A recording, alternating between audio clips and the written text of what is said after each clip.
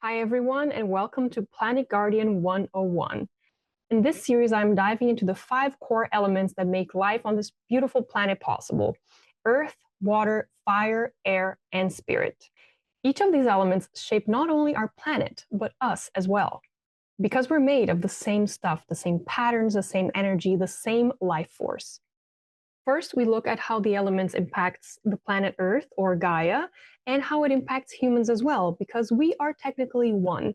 We are nature, and nature is us. When we remember that, we start feeling that deep connection again, that sense of belonging to something much greater, within and without. From there, we'll look at how these elements are out of balance in the world today, what's really going on to these systems that keep life flowing, and then most importantly, we'll explore the solutions that already exist to these problems. If you stick with it to the end, I'll give you some missions to gain some experience in planet guardianing and bringing all this knowledge into action.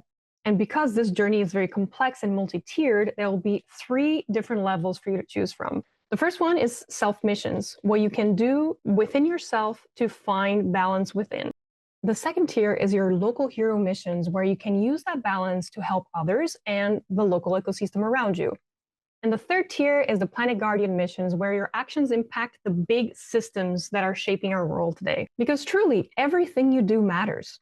And I truly believe that every one of us is on this planet to discover our unique guardian capacity and powers. Today, we are talking about the Earth element, the name we gave this planet, and which makes total sense because all life springs from Earth. Not just because we literally live on top of it, but because our existence relies on its delicate balance. On planet Earth, the element of Earth is essential on 2 levels, above and below, the over and the underground. The planet's skin, the soil ecosystem.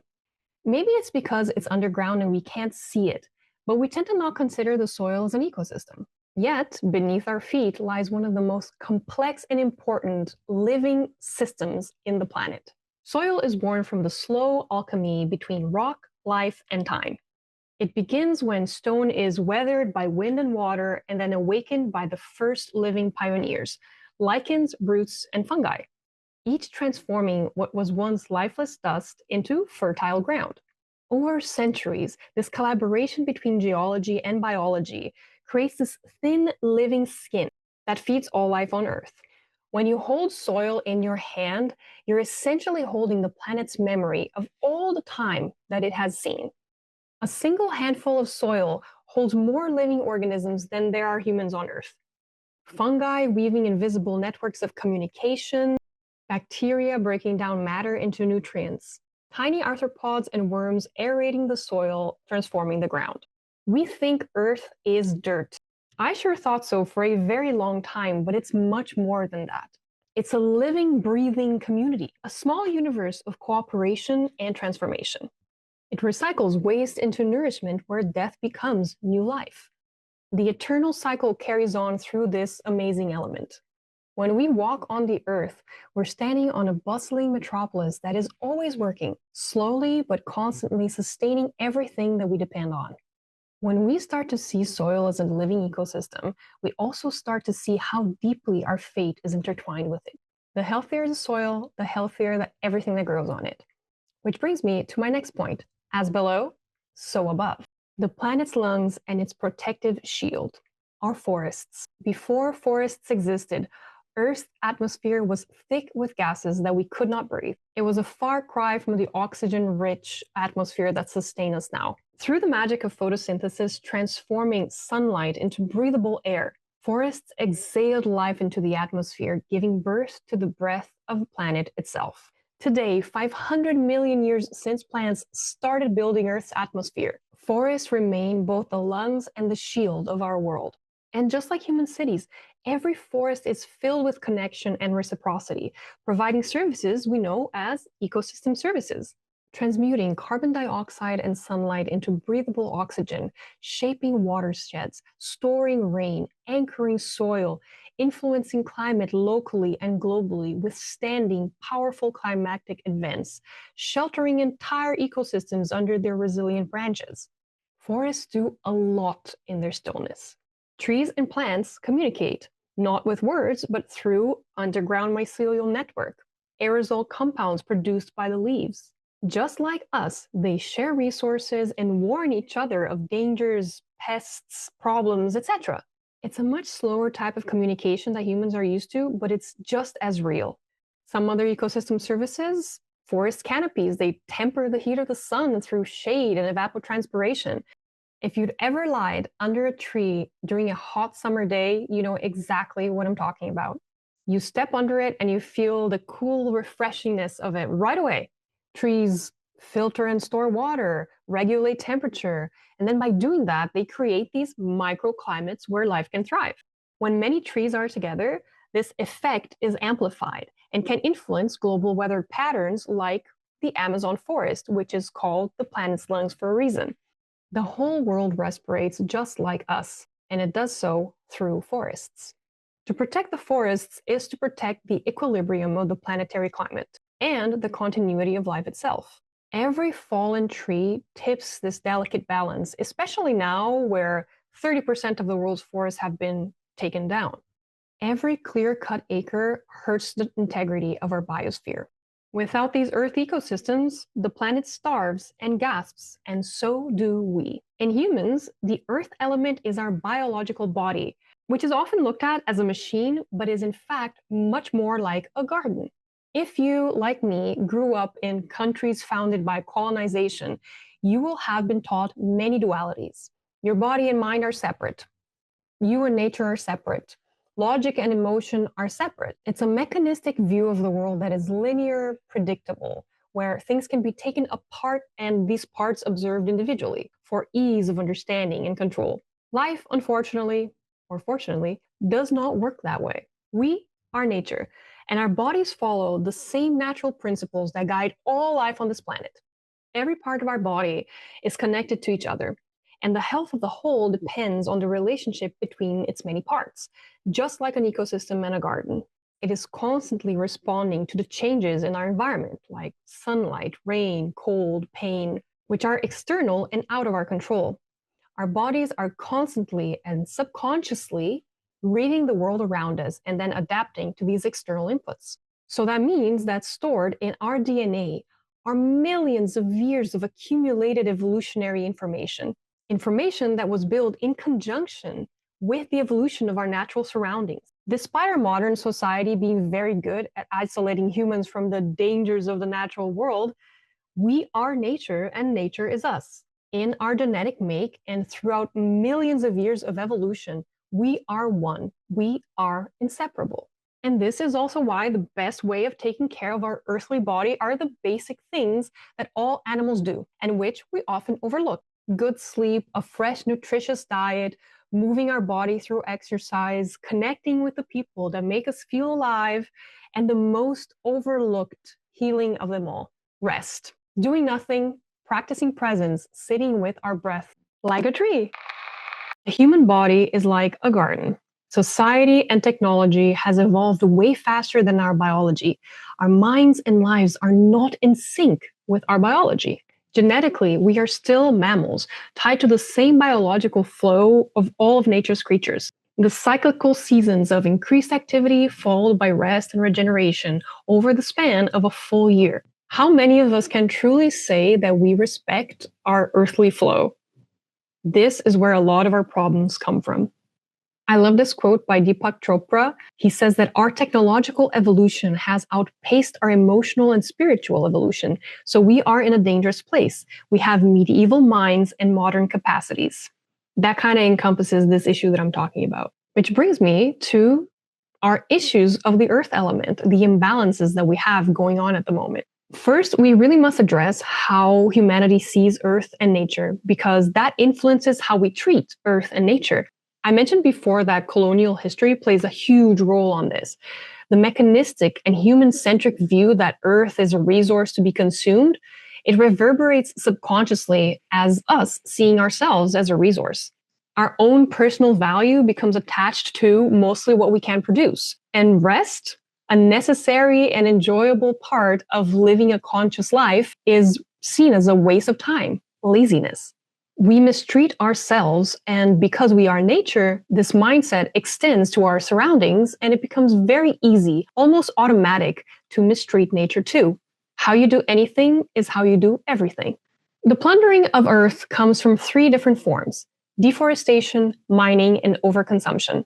Deforestation and mining damage the above and below of planet's Earth's protective shield, both its immune system and its capacity for healing, its regeneration. The main culprits responsible for deforestation are industries such as logging, cattle farming, and agriculture. We tear down forests to harvest wood and make space for factory farming. Quantity is preferred over quality, and these industries aim to quickly churn nature into products to sell and profits to earn. It's understandable, but it's not really aligned with the flows of nature. And because every action has a consequence, this rush for exponential growth comes at a severe cost: the future. The soil's health is degraded through the absence of trees to nurture it, and the pollution from chemicals used in mining and agriculture poison the ground that we rely on, making more deforestation necessary. It is a dangerous feedback loop. This trickles down to affect the life that relies on the soil, which is all of it. So biodiversity depletes and dies over time. The same diversity that grants nature its resilience against natural disasters and its capacity to grow through evolution. The earth grows weaker. Overconsumption is the most pervasive of these, but incidentally, the one we have most control over. Powered by modern technology and globalization, humans can buy nearly anything that our minds come up with. Somewhere in the world, someone will have produced the next thing you can't live without. With one click, you can have it shipped to your doorstep in 5 to 7 business days at a bargain. It's a wildly convenient and incredible global market that, I admit, produces enough dopamine to power my whole life 3 times over. But again, every action has a consequence. And in this case, the cost is also the future. Overconsumption of Earth's materials in the now depletes its capacity for regeneration so that materials can be available in the future. Although obviously some materials, like minerals, do not regenerate like organic ones do. The data is staggering. In just 6 years, we've consumed over 75% what we consumed in an entire century. 100 years of human consumption can now be shortened into just 6. We are eating the planet alive. And because planet Earth's body is just like our own, pushing it to its limits can essentially break it. This is what our overconsumption is doing, a generalized burnout of the planetary boundaries. Currently, 22 of 34 vital signs from Earth are flashing red, and we are running out of time to address this generalized burnout. Luckily, we have solutions to all of this, and they are simple, but they're difficult because they require sacrifice. A sacrifice to how we've been living, and a wild change to how we think. Both of those things are incredibly difficult to do, of course. But in my opinion, it's better for you to choose to do these things than to be forced to do those things by a dying planet. In nature, there are no punishments or rewards. There are only consequences. So our solutions is to stop eating the planet, stop destroying its shield, and then strengthen that shield. And we do that through rewilding and degrowth. In rewilding, what we do is support ecosystem protection and restoration. We stop destroying the forests and we work to restore the biodiversity that has been lost. A lot of things can help with that, one of them being environmental education, which is what you're doing watching this video right now. There's also indigenous wisdom and knowledge that really helps us to see nature as it was intended, as part of us, as an inherent part of our existence and survival on this planet. And because, of course, everybody needs to eat, we need to start looking at agriculture not as a factory farming practice, but as a regenerative practice, where we can decrease the use of fertilizer or be more efficient about it so it decreases the amount of pollution that goes into the soil and the watersheds, and phase out factory farming and monoculture practices and use a more permaculture and food forest style of agriculture. All of this can help heal the soil or decrease the amount of destruction that we are currently doing. Although this is a very contentious point to mention, but one of the most significant individual solutions that we have is to decrease our meat consumption. Factory farming for meat and dairy is one of the biggest contributors to deforestation in the whole world. And it's also very efficient because a lot of the farming that we do for grains has to be diverted from humans to cattle in order to keep the production of meat going up. And even if we disconsider the fact that it's, a cruel industry that harms animals and is collectively contributing to the destruction of the biosphere, both climate and forests, eating a plant-based diet is just better for you. It has more macronutrients. Overall, it is better. And you don't have to be perfect. You don't have to become vegan overnight. It is very hard to do that and quite honestly impossible. I try my best to be as vegan as I possibly can, and I fail. So what we are looking for here is always progress, not perfection. We don't want to have any guilt associated with our work trying to be a better person. But what we want to do is strive to be a better person with better habits that help the world become a better place. I can make a whole video talking just about the factory farming industry and deforestation, and the effects that it has on your biology, potential hormone implications of dairy especially, but that's a whole different video. For now, just be aware that factory farming and cattle grazing is one of the main reasons why we chop down our forests, especially places that are incredibly important like the Amazon, and that you just diminishing the amount of meat that you eat every day causes a huge beneficial impact in that specific situation. So if you want to contribute and help in this specific situation, that is one of the most beneficial, easy actions that you can do. So please consider it. Now, talking about degrowth, decreasing consumption, of course, seems so easy. Try to, instead of consuming a product, try to spend your money on an experience or something cultural or community-based. Degrowth also, again, decreases demand for deforestation because everything is connected. Going to your local farms and living seasonally, consuming the food that gets planted around where you live, not only decreases deforestation, but also decreases emissions and builds your community closer to where you are, which increases your resilience and just makes you feel good about the place that you live in. Slow down. Try to match nature. Try to match the seasons and give yourself time to regenerate. I always recommend meditation because when you sit and you meditate, not only do you notice things about yourself, but you notice things about your surroundings. You notice the thoughts that are popping into your brain, and you notice the things that are happening around you, the quality of the air, the breeze, the plants that are around you, the animals that come to visit your balcony. There is so much that happens outside of you that we barely get a time to notice because we're always on the move and always doing something. Degrowth is part of that too. And if you want to get to the nitty gritty of it, you can do things like address the pillars of capitalism that are draining planetary resources. Everything that you buy, especially if it's cheap, has a price tag that is attached to something else. A person that made that thing or a planetary resource that got extracted to make that thing. Think about the goals of a capitalist system, which is short-term and profit-based, right? Produce something fast and sell it fast for as much money as you possibly can get, which again relies on this externalization of cost to a person or the planet. And tied to that is the lack of regulation from government, because capitalism lobbies politicians in order to create loopholes that go around making the producers pay the total cost that they externalize to people on the planet. There is a lack of transparency and accountability that allows for overconsumption that we really don't account for because it's really difficult to trace that on purpose. If we had to pay the true cost of a product that we buy, especially online, we would decrease our consumption radically because everything would be much more expensive. And climate change will cause that to invariably happen because the capitalist organizations are definitely going to pass the buck on to us when things start getting expensive through materials, being difficult to harvest, with climate change destroying the forest that we need to harvest in order to make those products, etc., etc., etc. So practice the growth and decreasing your consumption now and changing your habits from purchasing things to experiencing things, and you will be very grateful for yourself in the future.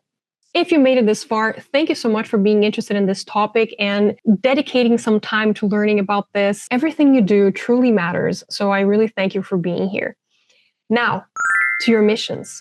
Like I said, we have 3 different tiers that you can do. They're all different in what they accomplish, and please only do the ones that you really feel called to. But if you can do all different levels, your impact on the world will be amplified to the max, and you will feel it in your body and in your soul. I promise. We have the individual missions, we have the societal missions, and we have the global missions. And I'm going to leave the journaling prompts and the missions here. So at the end, you can just pause the video and take a better look at it to select the missions that you want. So for your individual missions, what I'm going to ask you to do is to journal about your experience with the earth element, to reduce meat and animal products in exchange for a more plant-based diet that is grown from the earth, to have consumption awareness of the things that you consume in your life, and to transform your green space, whatever green space you have, to increase the rewilding of the greenness of planet Earth. Some journaling prompts that you can use. How has nature shaped me? Do I have any magical memories associated with nature? What does nature mean to me? How do I see it? Go deep. And how does the history of the place I was born shape how I view nature and the world? How is my human body affected by my environment? What actions and habits do I need to do to better my body and my mind? You can also do a habit tracker for these if you have any habits that you want to incorporate in your life. Habit tracking is a great way to incorporate those to your daily routine. And you can also do some extra things, extra contemplations of things that you learned or thought about watching this video. For example, a huge journaling prompt for me was about soil, because in the past I thought it was dirty, thought it was gross. And then once I started learning about mycelium and mushrooms and the whole ecosystem, it changed my mind and my view of soil forever. To reduce meat and animal products, just make some switch. Make a shift to plant-based alternatives. Have a recipe that is vegan. Try plant-based milk. I love oat milk. And to make smoothies, I use almond milk. There's tons of different experiments that you can do with new products. Try to think of it as an adventure, something new that you try. And if you hate it, you can just go back. But try to think about it as a positive experience, as an exploration of something new. For your consumption awareness, ask yourself, how much waste do you make? Spend a full week cataloging your waste. How much plastic do you consume? When you buy something, think about the externalized cost of it. Or when you buy something through online shopping, think about where it's coming from and all of the lifeline, both of the product being made to when it gets shipped to you and when it comes and arrives at your doorstep. Just consider it. And for transforming your green space, it's one of my favorites. I have a tiny balcony over here that I cannot wait until I move to a place that has a bigger one, but you can do so much with a small space. And you can plant native flowers for pollinators and biodiversity. The bees and the butterflies will come, I guarantee you. Or you can plant some food for food security too. Like I have herbs, I have lavender, I have rosemary, I have chives, I have strawberries that I plant for my bird who loves strawberries. You can do so much with a small space, and it feels really good to put your hands on the earth, and learn how food grows, see how long it takes for something to go from seed to fruit. It is a really life-changing experience to participate in that process and be in tune with the flow of nature and how long things take to grow. That is how long you should take to grow.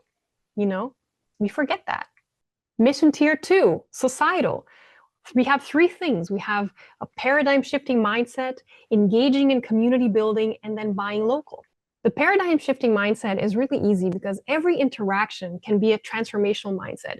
So if you live your life embodying the teachings that you learn here, you can plant a seed in somebody and really change the way that they see the world. And you never know the effect that your words can have, so just keep on doing it. Don't worry about the results. Just worry about embodying the change that you want to see in the world, and it will happen. To engage in community building, go into your municipality. They always have tree planting events or events that happen in parks, environmental stewardship programs. Participate in some of them. If you don't want to plant anything in your balcony, or if you rather be around other gardeners or be more social about it, participate in the community garden of your area. And similarly, buy local. Meet your local farmers, learn about your seasonal vegetables and fruits, get to know your community and the people that provide food for your local area. And tier 3, the global planet guardian missions. This is where you tackle the big systems, which are related to how the world is organized. So governance advocacy and joining a nonprofit organization doing the work that you want to see in the world. Speak to your local politician, your local representatives, go to the city council, speak about a topic that you're passionate about.